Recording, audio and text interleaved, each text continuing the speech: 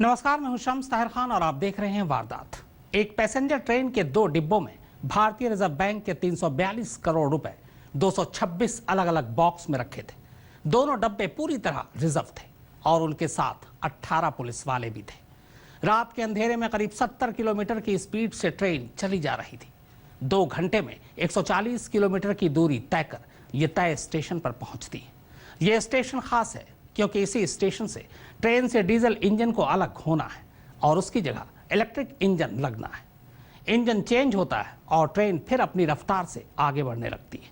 मगर 5 घंटे बाद जब अगले स्टेशन पर ट्रेन रुकती है तो पता चलता है कि रास्ते में किसी ने 4 बॉक्स से करीब 5 करोड़ रुपए लूट लिए।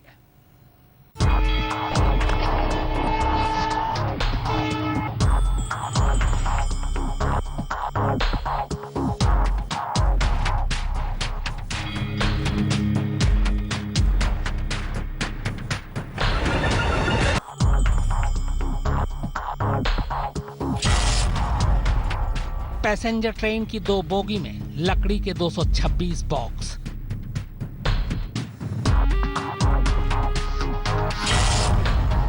बॉक्स में कुल 342 करोड़ रुपए।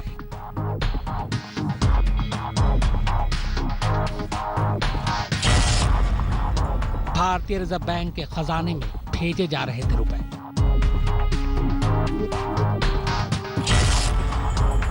मगर 140 किलोमीटर के सफर में ही ट्रेन में पड़ गया डाका।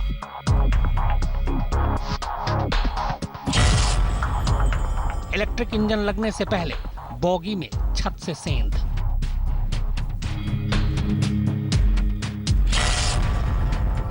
बोगी की छत काटकर 5 करोड़ ले उड़े लुटेरे।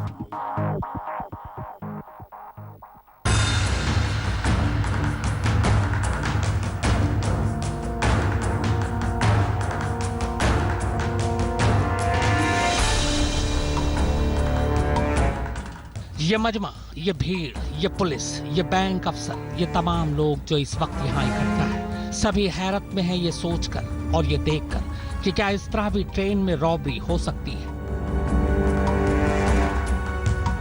2 बाई 2 फीट के इस होल को देखिए। बस इस एक छोटे से सुराख ने वो सेंध मारी है कि खुद पुलिस हैरान है।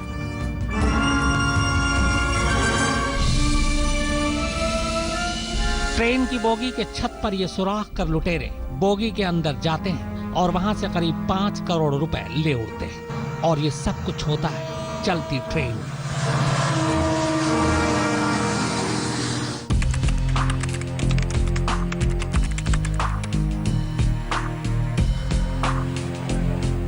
तमिलनाडु के सेलम रेलवे स्टेशन से 1164 सेलम चेन्नई एग्मोर एक्सप्रेस ट्रेन चेन्नई के लिए चलती है। पैसेंजर ट्रेन की 2 बोगी रिजर्व थी, रिजर्व बैंक ऑफ इंडिया के लिए। इन दोनों बोगियों में लकड़ी के 226 बॉक्स थे जिनमें कुल 342 करोड़ रुपए थे। ये सारे नोट पुराने और इस्तेमाल किए हुए थे। इनमें कटे फटे नोट भी थे। ये 342 करोड़ रुपए भारतीय स्टेट बैंक, इंडियन बैंक और इंडियन ओवरसीज बैंक के थे। इन तीनों बैंकों ने ये रुपए भारतीय रिजर्व बैंक के खजाने में लौटाने के लिए दिए थे ताकि उनकी जगह उन्हें नए नोट मिल सके। इन सारे रुपए को चेन्नई में भारतीय रिजर्व बैंक के खजाने में पहुंचाना था। सेलम से चली पैसेंजर ट्रेन की जिन 2 बोगी में ये 342 करोड़ रुपए थे, उन दोनों बोगियों की हिफाजत के लिए 18 पुलिस वाले थे जिनमें एक असिस्टेंट कमिश्नर भी था।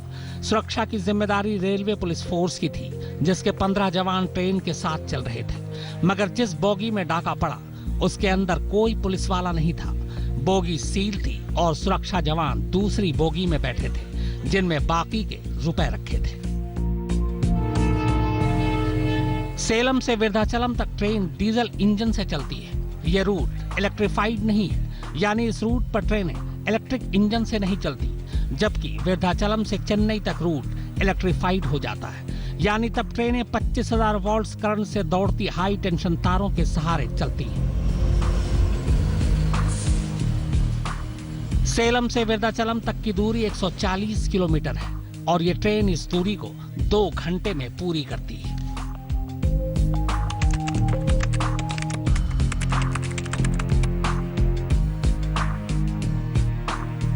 सेलम से 140 किलोमीटर दूर का फासला तय कर ट्रेन तय वक्त पर रात 11 बजे विरुद्धाचलम रेलवे स्टेशन पहुंचती है। यहाँ ट्रेन 1 घंटा रुकती है क्योंकि यहीं से डीजल इंजन बदला जाना था। उसकी जगह अब इलेक्ट्रिक इंजन लगना था। इंजन चेंज होता है और फिर ट्रेन आगे बढ़ जाती है।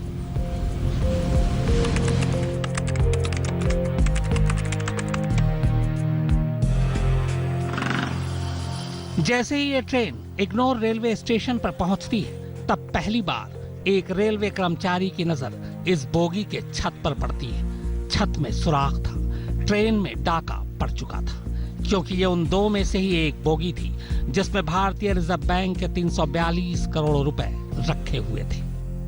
Amount was transported from Salem to Chennai. We found that amount is stolen. About 5 crores. We are checking it further. अब सवाल ये था कि चलती ट्रेन में आखिर डाका कैसे पड़ा, कहां पर पड़ा और इस तरह डाका डालने वाले वो शातिर लोग कौन हैं, कौन हो सकते हैं। तो पेश है द ग्रेट ट्रेन रॉबरी की आगे की पूरी कहानी। प्रमोद माधव, चेन्नई, आज तक। इस ट्रेन रॉबरी से हर एक सन्न था। आखिर चलती ट्रेन में बोगी के छत को काटकर बोगी के अंदर घुसना और फिर लकड़ी के बॉक्स से इतनी बड़ी रकम निकालकर बाहर ले जाना कोई आसान काम नहीं था। इसमें खतरा तो था ही, साथ ही इस काम में वक्त भी बहुत लगना था। तो फिर ट्रेन में डाका पड़ा कैसे? तो पुलिस ने अब तक तो तफ्तीश की है। उसके मुताबिक इस ट्रेन रॉबरी के पीछे 2 ही थ्योरी है।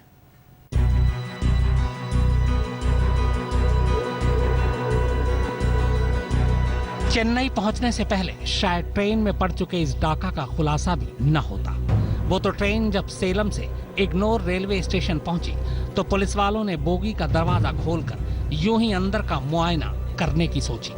और इसी दौरान एक अफसर को तब बड़ा अजीब लगा जब उसने देखा कि रात के अंधेरे में भी बोगी के अंदर बाहर से तेज रोशनी आ रही है। इसी के बाद जब एक रेलवे कर्मचारी को बोगी की छत पर भेजा गया तो पता चला कि छत में सेंध मारी जा चुकी है। दरअसल बोगी की लोहे की छत को किसी वेल्डिंग या गैस मशीन से काटा गया था। चौड़ाई इतनी थी कि एक आदमी आसानी से उस सुराख से बोगी के अंदर आ जा सकता था। जैसे ही इस बात का एहसास सुरक्षा बलों को हुआ, अचानक हड़कंप मच गया। इसी के बाद जब बोगी में रखे बॉक्स की तलाशी ली गई तो पता चला कि उस बोगी में रखे कुल 4 बॉक्स ऐसे थे जिनके साथ छेड़छाड़ की गई है। इनमें से एक तो पूरी तरह खाली था, जबकि बाकी बॉक्स से कुछ नोट निकाले गए थे। बाद में सारे बॉक्स की गिनती की गई तो पता चला कि करीब 5 करोड़ रुपए गायब है। यानी लुटेरे अपने साथ 5 करोड़ रुपए ले गए। बॉक्स में रखे ज्यादातर नोट 1500 और 100 के थे। ट्रेन में डाका पड़ चुका था। अब यह पता लगाना था कि आखिर ये हुआ कैसे।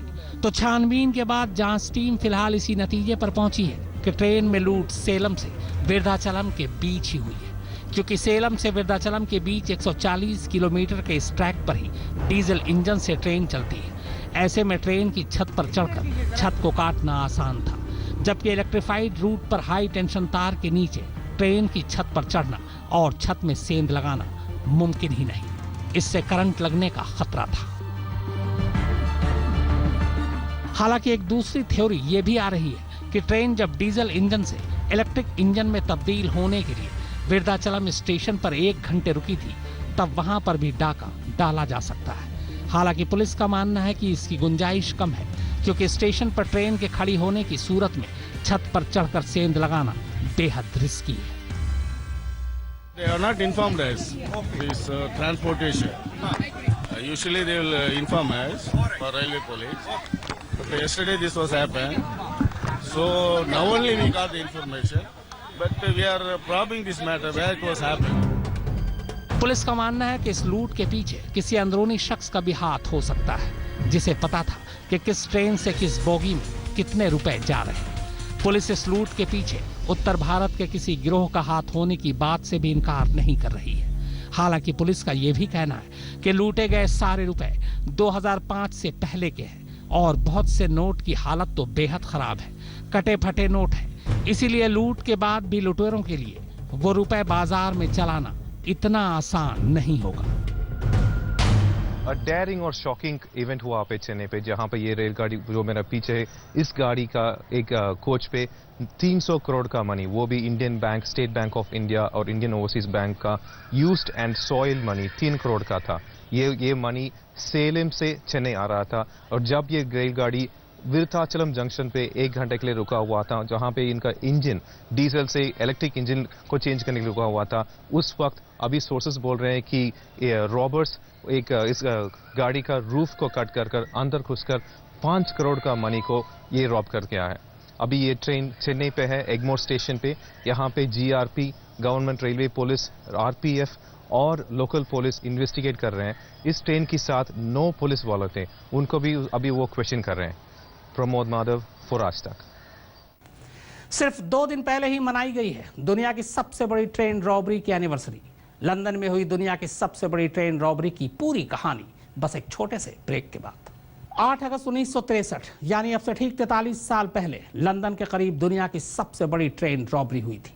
एक ऐसी लूट जिसमें लुटेरे बाकायदा ट्रक लेकर ट्रेन लूटने गए और पुलिस से बचने के लिए मीलों खुद ही ट्रेन भी चलाई। सिर्फ 2 दिन पहले ही दुनिया की सबसे बड़ी ट्रेन रॉबरी की एनिवर्सरी मनाई गई। इस ट्रेन से डाकुओं ने 40 मिलियन यूरो लूटा था, यानी लगभग 3 अरब रुपए।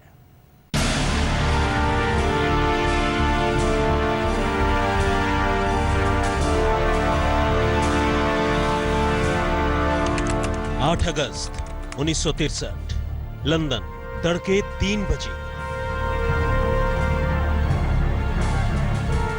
इतिहास के पन्नों में दर्ज ये वो घड़ी और तारीख है जिसका जिक्र चलते ही ब्रिटेन की ग्रेट ट्रेन रॉबरी की तस्वीरें दिमाग में कौंध जाती हैं। एक ऐसी रॉबरी जिसके बारे में पिछले 53 सालों में शायद सबसे ज्यादा कहा और सुना गया, जिस पर फिल्में बनी और नाटक भी खेले गए। लेकिन यह शायद इस वारदात को अंजाम देने का तरीका ही था कि इतना वक्त गुजरने के बावजूद आज भी इस द ग्रेट ट्रेन रॉबरी को लेकर पूरी दुनिया में बातें होती हैं।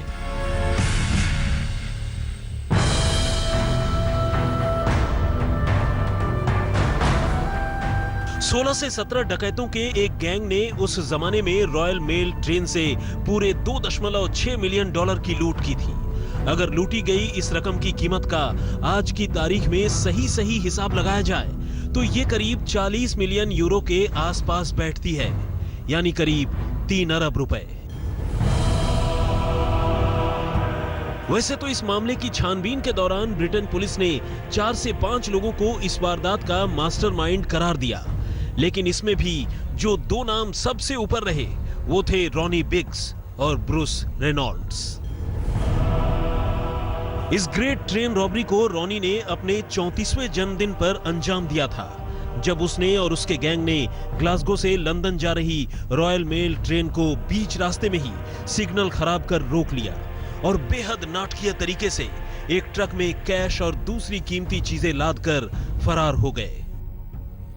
इसके लिए उन्होंने ट्रेन रोकते ही सबसे पहले ड्राइवर को निशाना बनाया और उसके सिर पर लोहे की रॉड से जानलेवा हमला किया। चूंकि जिस जगह पर इस गैंग ने ट्रेन रोका था उन्हें वहां पकड़े जाने का डर था, लिहाजा इसके बाद ये गैंग खुद ही ट्रेन को कई मील तक आगे ले गया और फिर एक सुनसान जगह पर ले जाकर नकदी और रजिस्टर्ड पोस्ट की बोगी से पूरे 40 मिलियन यूरो यानी तकरीबन 3 अरब रुपए के बराबर की रकम लूट ली। सुप्रतिम बैनर्जी, दिल्ली, आज तक। दुनिया के सबसे बड़े ट्रेन रॉबरी की आगे की कहानी बस एक छोटे से ब्रेक के बाद। आप देखते रहिए वारदात। वारदातों में से एक यानी द ग्रेट ट्रेन रॉबरी अपने आप में जितनी बड़ी और चौंकाने वाली थी, उतनी ही चौंकाने वाली थी इस मामले की तफ्तीश और इसके गुनहगारों का अंजाम भी। क्या आप यकीन करेंगे कि उस दौर में जब तकनीक ने इतनी तरक्की भी नहीं की थी, तब भी इस साजिश का मास्टरमाइंड पुलिस का वायरलेस सिस्टम इंटरसेप्ट कर चुका था।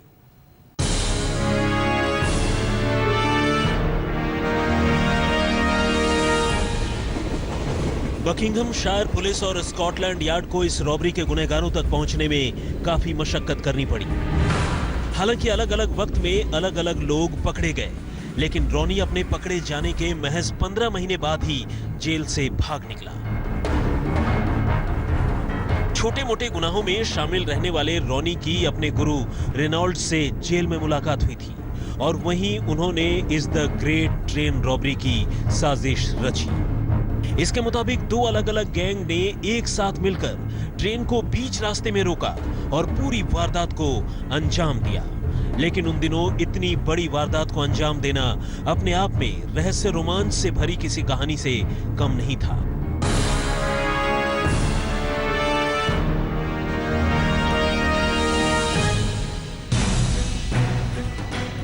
लेकिन लूट की वारदात के कई घंटे गुजरने के बाद जब पुलिस को इसकी खबर मिली तो पुलिस ने सबसे पहले सीन ऑफ क्राइम यानी मौका वारदात का मुआयना किया।